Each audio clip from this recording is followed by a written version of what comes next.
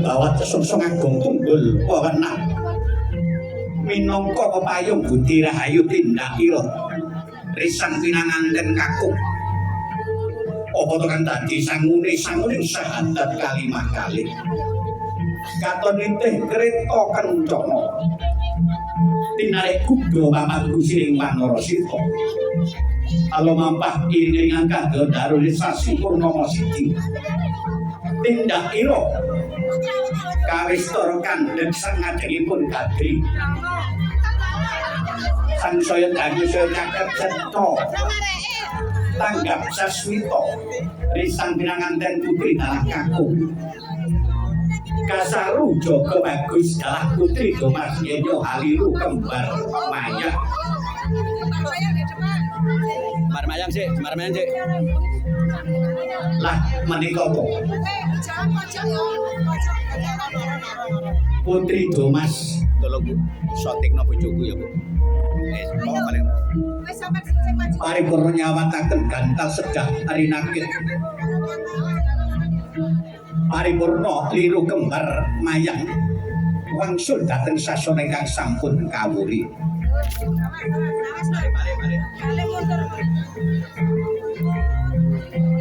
datang kantun paniti busana inggih punika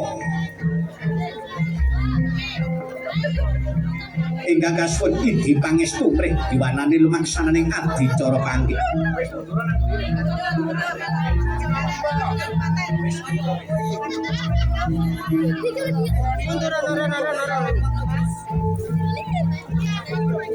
monggo Kanjeng Ibu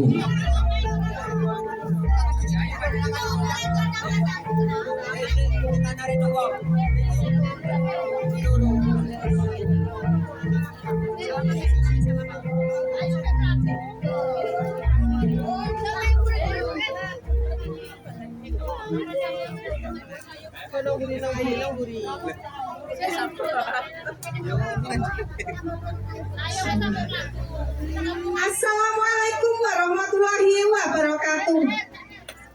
Waalaikumsalam warahmatullahi wabarakatuh. Nyuwun sewu dumateng Bapak para pinisiper miwaan ing jalan pawestrinipun nggih. Dene kula namung dipun suwun ras kula saklimah kapuren gawukaken teman-teman sekalian. Sinten kang manggen wonten pendapanipun warga mriki kang mawujudipun kemanten putra lawan putri. Kang keturunan widodari saking kahyangan cahyane majeng dhateng kemanten sekalian. Dene kembang setaman kembang mancawarna mawujudipun kemanten sekalian ing dinten Minggu pon mriki. Bapak Ibu sedherek nyekseni nggih. Teman-teman sekalian badhe mencantikan. Assalamualaikum salam. Cipta rasa sejati-jatine rasa. Teman-teman sekalian nglake rasa ngrentekake ngrembang jumbuhake pakertining budi. Nyuwun mring Gusti Kang Maha Wijine tentrem rahayuning bebrayan. Mugi kaparingana wiji apa kawujude. Wujudipun si jabang bayi lanang lawan wadon. Ingkang lair putra dadi putra ingkang utama. Ingkang lair putri dadi putri ingkang sejati-sejatining urip ana alam donya. La ilaha illallah Muhammadur Rasulullah. satehu punika Jawat asta minangka prakandha panggih risang pinanganten putri dalah kakung ing dinten Minggu pon.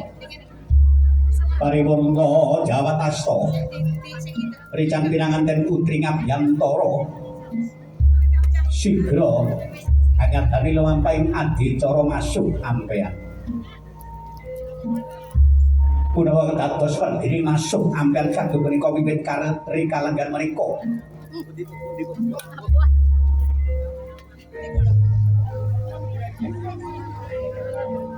Badhe ngabekti marang ingkang gawur diajeng garwanipun Kakang Diajeng. Ayo siramu tak kanthi minta antiga Diajeng. Minta antiga sampun sae tumrap hukuming negara. Sampun sae tumrap hukuming agama. Sampun sae tumrap ingkang somo. Paripurna minta antiga kanjunjung derajate risang pinanganten putri Diajeng garwanipun Kakang Diajeng. Kakang Mas puniki Kakang Mas? mangesturaken dawuh Kakang Mas. Diajeng Kakang Mas niki ayo tak kanthi pradajinan. Tegese awake dhewe manunggu puja marang ngarsaning Gusti. Kakang Mas niki Kakang Mas. Sabtu punika paripurna lumampah adicara junjung derajat Kanjeng Rama sigra ngundi wontenipun Kendhil Pratala.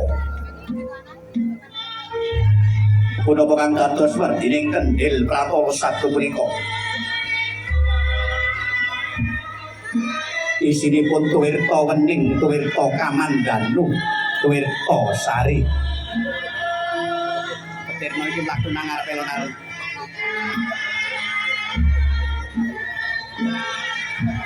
Tuwirta sari hamengku pralampita. Mugi risang pinanganten putri dalah kakung tansah ayu kalis ing sambe kala anggenipun sami lelumban ngayahi samudraning gesang. Tuwirta kamandanu risang paneng pinanganten putri. Mugi pikantuk nugrahaning Gusti Kama kang mulya, Kama kang suci, Kama kang danu. Sinege kang murwing kawi gantos ingkang kinarita Kanjeng Rama katon hamundi wontenipun sindur binayang kang warni rekta kelawan sita. Kang warni rekta pratandha sampun antos sih kalingga murda jimat pangripe saking Kanjeng Ibu. Kang warni sita pratandha sampun antuk sih kalingga murda jimat pangripe saking Kanjeng Rama. Satu menika moko sebecak moko setindak Kanjeng Rama. Manungku puja ngarsanipun Gusti paradene Kanjeng Ibu. Amarga widangan kanan kelawan kiri kena den wastani anjurunge lampah. Kanjeng Rama anggenipun hamba hiyong ingkang putra. Sangsaya dangu saya kerja cetha. Kanjeng Rama Badhe tak rambat ninggah siti hinggil binaturata. Lah sinten to ingkang wonten sawuninipun sato punika? Pinisepuh ingkang utama kang kasuwun inti pangestu mrih yuwanane maksananing adicara kangge adicara kerombongan.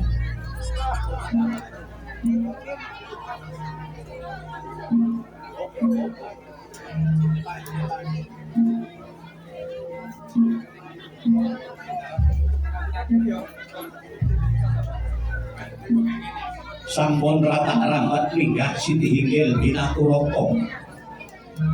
Kanjeng Rama dalah Kanjeng Ibu. Parandene paniti busana inggih menika Mbak Nanda tanggap ing sasmita. Sigra ngatani lampahi adicara bapa timbang.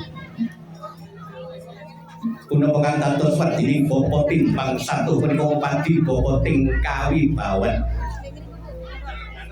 Nanging adiring Gusti boten bandhinde panayut marang ingkang putra ing patos Kanjeng Ibu. Piracane atimu bapakne, atiku wis gumolong ibu. Ora tak anggap anak mantu senajan putra mantu. Lenggahing rasa dumono pangrasa rasaku ibune, anakku dhewe pangrasaku anakku dhewe. Syukur yen kaya mangkono ibune, bapakne. Paripurna lampahi adicara bapa timbang adicara pangkon. Kanjeng Rama katon tanggap ing sasmita paniti busana Mbak Nanda. Sigra ngatani mampahi adicara tanem jero. Kawistara tumlawi ning astane Ramatep widangan kanan kelawan kiri. Anakku nggih Den Bagus Ropika. Dina iki tak wisuda dadi pangrembating praja tegese dadi kepala keluarga ya nggih. Siramu kudu bisa paring pituduh kang becik pitutur kang apik marang garwamu ya kiranku Kanjeng Rama pangesturaken dawuh Kanjeng. Nang sampun ngantos wonten pedhote Kanjeng Rama kegulang kula mentah marang ingkang tiba. Ya nggih. Iku wis wajibe wong tuwa. Paripurna mampaing adi cara tanem jero. Paniti busana ibu bini sepuh ingkang utama. Sigra ngatane mampaing adi cara kacar kucur apa kang dadi werdine kacar kucur. Dudu wis anak dudu kakang dadi sedulur. Apa kang dadi isine satu punika.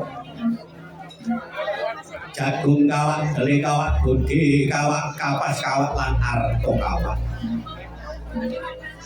Amung kewala manungku puja ngartanipun Gusti. Kawak beras parine, kawak donya bronone.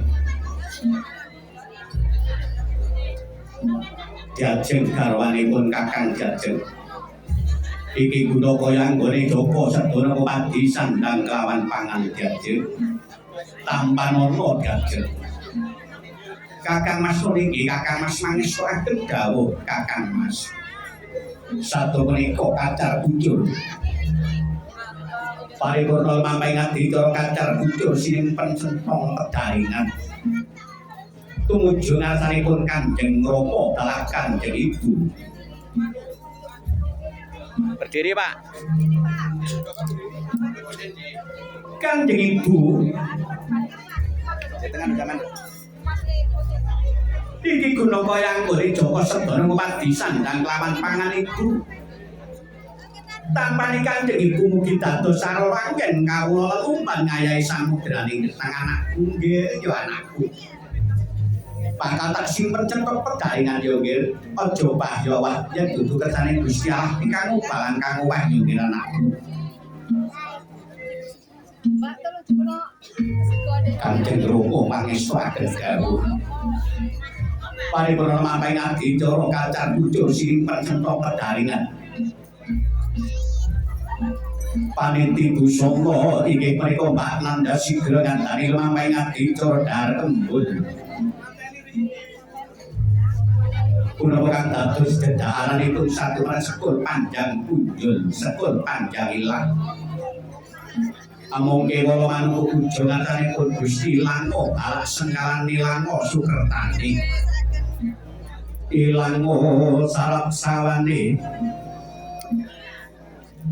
parandiri sekul Gunar menengko amengku pralampita batos kang lar-lar muga saged lebar luwar ing dinten menika. Parandiri sekul Kuning amung kewala manungku puja mangartani Gusti. Amuri petri sederekipun kang rupa kuning kang jangkung wiwit donya ngantos delahan. Parandiri Jajeng garwanipun Kakang Jajeng. Kakang Mas nggih Kakang Mas mangesturaken dawuh Kakang Mas ayo tak kanthi kembul bujana Andrawina. Iki dedarane Ratu Agung kang binatara. Supaya awake dhewe ilang balak sengkalane. Supaya awake dhewe ilang sukertane. Kakang Mas nggih Kakang Mas. Satu punika mampaing adicara angunjuk serta degan. Punapa kang dados werdine serta degan satu punika. Manungku puja ngarsanipun Gusti mugi enggal keparingan momongan. Sirega kang murwing kami gantos ingkang kinarika. Risang pinanganten putri Talakaku.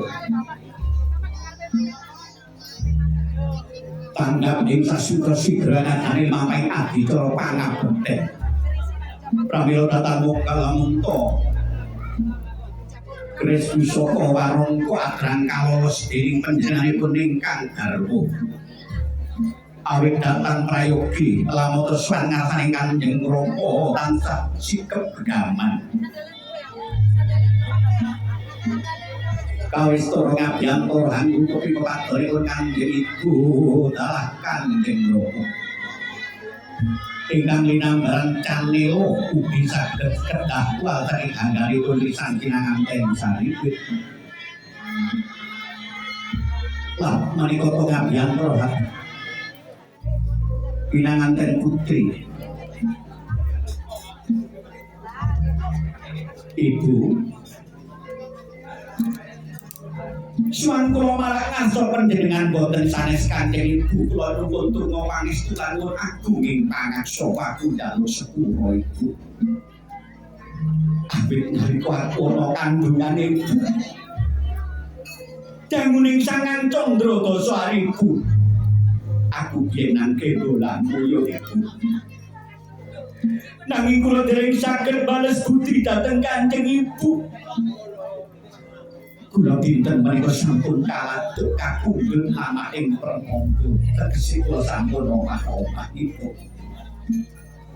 pinten lepat kula kala nyuwun agunging pangaksa benjang napa Ibu kula saged bales budi dhateng Kanjeng Ibu anakku nggih anakku Kadya Suman larasane ngati panyogeme kang putri sajuga tumedah cerah Mas Parme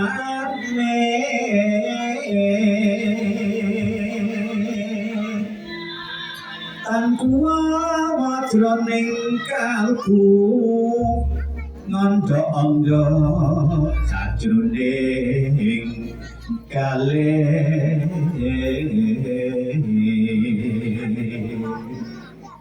Kanjeng Rama Kanjeng Rama kang ukir jiwa raga kula Kanjeng Rama Bapak nalika aku isih cilik lair procok dibopong-bopong bapak kaya rawigah-wigah kula wetak marang anak kula Kanjeng Rama nanging sakmenika kula benjang napa Kanjeng Rama saged males kebeciane Kanjeng Rama males budi marang bapakku sing ukir jiwa ragaku Bapak Kanjeng Rama suwan kula marang ngarsa panjenengan boten sanes kula nyuwun donga pangestu aku njaluk pandonga Bapak muga sedya judikan kula candhi saged kalaksanan lestari nggih kula jejuduan Bapak dadi kaki-kaki kelawan ini aku bebojoan oleh pendungane wong tuaku sekarone Kanjeng Rama anakku nggih Bapak kelawan ibu bisa ngomong ndongakake yo nggih muga sedya sucikan mbok candhi bisa kaleksanan lestari yo nggih lan jejuduan wong tuwa ngomong ndongakake yo nggih Jon tompo maju kepiro nah aku nangis moga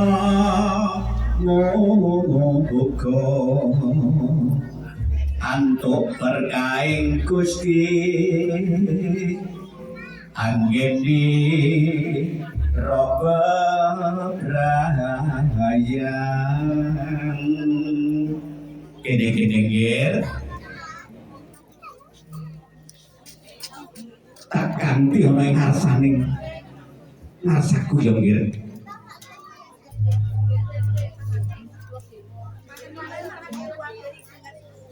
Bapak Ibu kadang pengombyong pengarah utawi pengiring paripurna lumampahing adicara panggih adicara perhubungan ateges sampun paripurna lumampahing adicara gati inggih menika adicara panggih satu terpindo curiga panggih warangka betasa gedhe rong tetes daging rong pentol balung rong teklek wis manunggal nunggal tekad nunggal garep nunggal jiwa paraning sadya saperlulayan tumuju ngayahi samudraning gesang pramila dumateng risang pinanganten sarimbit anggenipun badhe lelumpan mugi tansah mayuhi wana lestari anggenipun sedodoan matur nuwun.